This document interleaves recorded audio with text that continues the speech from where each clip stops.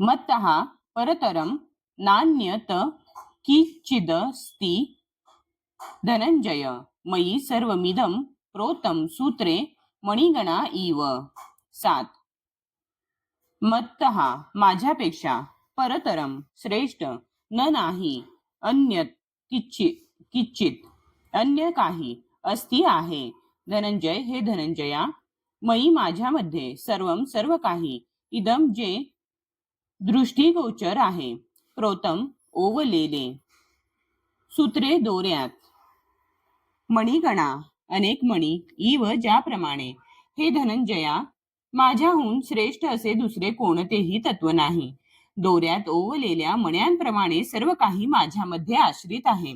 तात्पर्य: परमसत्य साकार आहे की निराकार या विषयावर नेहमीच वाद घातला जातो. भगवद्गीतेनुसार परमसत्य म्हणजे भगवान श्रीकृष्ण आहेत आणि याला गीतेत पदोपदी पुष्टी मिळाली आहे. विशेषतः या श्लोकात परमसत्य हे पुरुष असल्याचे निक्षून सांगण्यात आले आहे. परमसत्य म्हणजे पुरुषोत्तम श्री भगवान आहेत. हे ब्रह्म संहितेतही निश्चितपणे सांगण्यात आले आहे. ईश्वरः परमः कृष्णः सच्चिदानंद विग्रहः.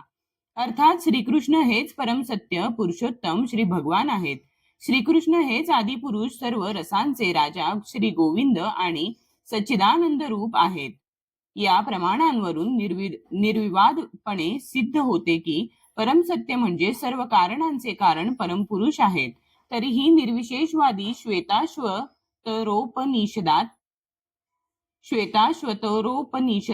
3.10 सांगितलेल्या प्रमाणांवरून वाद घालतात.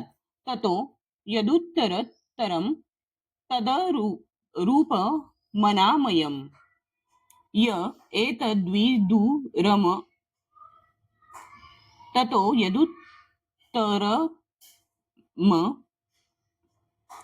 तदरूपमनामयम् य एतद्विदुरमृतास्ते भवन्त्यथेतरे दुःखमेवापियन्ति. भौतिक जगतातील आदिजीव ब्रह्मदेवाला देवदेवता, मनुष्य, प्राणी आणि पशु यांच्यामध्ये सर्वश्रेष्ठ मानले जाते.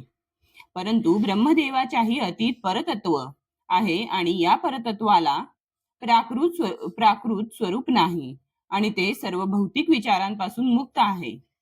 जे कोणी परतत्वाला जाणू शकतात ते दिव्य होतात, परंतु जे त्याला जाणत नाहीत ते भौतिक जगातील दुःखे भोगतात.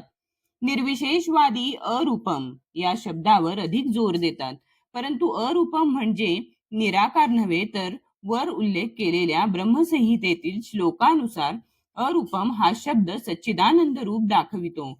श्वेताश्वतरोपनिषदातील 3.8.9 इतर श्लोकांमध्ये याच विधानाला पुढील प्रमाणे पुष्टी देण्यात आली आहे. वेदाहमेतं पुरुषं महान्तमादित्य वर्णम तमस्सः परस्तात तमेव विद्वानति मृत्युमेति नान्यः पंथा विद्यते य नाय. अस्मात् परम नापरमस्ति किंचित यस्मान्ना नियो नो जायोस्ति किंचित. वृक्ष इव स्तब्धो दिवि तिष्ठतेकस्तेनेदं पूर्णं पुरुषेण सर्वं. भौतिक कल्पनारूपी अंधाराच्या अतीत असणाऱ्या पुरुषोत्तम भगवंतांना मी जाणतो. जो त्यांना जाणतो तोच केवळ जन्म मृत्यूच्या बंधनातून मुक्त होतो. त्या परमपुरुष भगवंतांच्या या ज्ञाना वाचून मुक्तीचा इतर कोणताही मार्ग नाही. भगवंत हे परमपुरुष असल्यामुळे त्यांच्याहून श्रेष्ठ असे इतर कोणतेही तत्व नाही. ते सूक्ष्मतम अणुपेक्षाही सूक्ष्म आणि महत्तम तत्वापेक्षाही महान आहेत. ते एका वृक्षाप्रमाणे स्तब्ध आहेत. ते परम व्योमाला प्रकाशित करतात आणि ज्याप्रमाणे वृक्ष आपली मुळे पसरवितो त्याप्रमाणे ते आपल्या विविध शक्तींचा विस्तार करतात. या श्लोकांवरून निष्कर्ष निघतो की परमसत्य म्हणजेच पुरुषोत्तम भगवान आहेत आणि आपल्या विविध परा आणि अपरा शक्तींद्वारे ते सर्व व्यापक आहेत.